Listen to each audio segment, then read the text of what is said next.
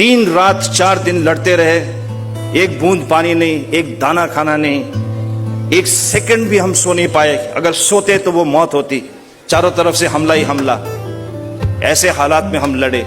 और एक मुझे बहुत अभी तक सताती है उसकी याद। एक लड़का, उसने देखा कि मैं बिल्कुल पत्थर के पीछे छुपा हूं सुकड़ के, इतनी कड़ाके की ठंड, हिल नहीं पा रहा था क्योंकि ऊपर से एक स्नाइपर मेरे पास बार बार फायर कर रहा था। उसको पता चल गया था कि यही कमांडिंग ऑफिसर है मेरे ड्रेस को देखकर।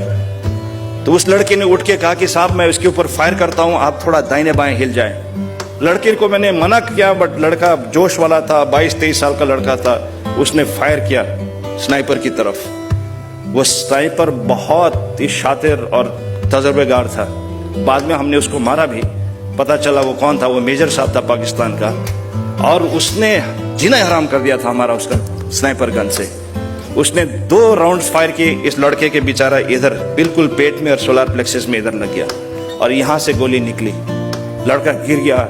मुझे कहने लगा साहब मुझे गोली लगी, मुझे बचाओ, मैं जीना चाहता हूं। जवान लड़का, खून से लथपथ। मैंने कहा बेटा जल्दी से लेट जा तू, मैं कुछ नहीं कर सकता अभी, तब थोड़ी डार्कनेस होगी, थोड़ा शाम हो जाएगा तो मैं तेरे को ले जाऊंगा नीचे।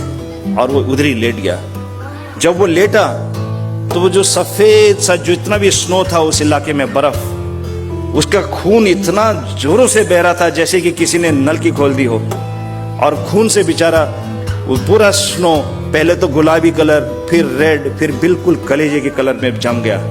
और देखते ही देखते लड़के को मेरे ख्याल से पता चल गया कि अब मैं जी नहीं पाऊंगा, क्योंकि गोली लग गई तो नेक्स्ट स्टेप यही है कि मेरी मौत हो सकती है।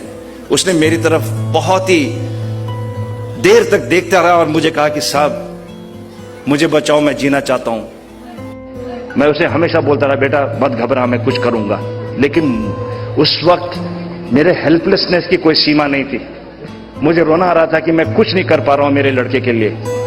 और आखिर में 10-15 मिनट बाद उसने बहुत, उसकी जो आंखों में जो रोशनी है वो घट गई थी।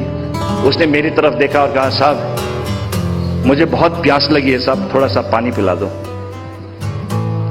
मैं पानी कहां से पिलाता उसको? 3 रात 4 दिन तक तो खुद मैं प्यासा बैठा हूं। कोई पानी नहीं हमारे पास, कोई खाना नहीं हमारे पास। अमूमन तो हम वो बर्फ को गोला बना के ऐसे हम लोग उसको लिख करके यूज कर लेते, लेकिन इतनी बमबारी हो चुकी थी उस इलाके में कि वो केमिकल क्लोराइड जो होता है, जो बमबारी के साथ आता है, वो पॉइजन है। अगर आप उसको पियोगे या खाओगे तो आपको डिसेंट्री और डायरिया होके गोली की कोई जरूरत नहीं है, 2 दिन में आप खत्म हो जाओगे। तो ऐसे में कैसे दूं?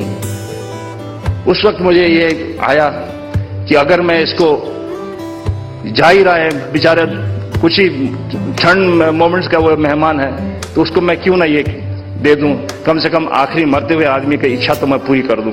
तो मैंने कहा बेटा तू लेट जा और अपनी मुंह खोल, मैं तेरे को ये फेंकता हूं गोला। पहले खोला, पहले फेंका, हाथ बिल्कुल हिल रहा था बिल्कुल गुस्से से, ठंड से, वीकनेस से, फ्रस्ट्रेशन से। दूसरा, तीसरा मिस, चौथा मिस, 5वां मैंने बहुत एम करके उसके ऊपर फेंका, वो भी मिस हो गया। और लड़का बिल्कुल ऐसे मेरे को देख रहा था, घूर के खत्म हो चुका था।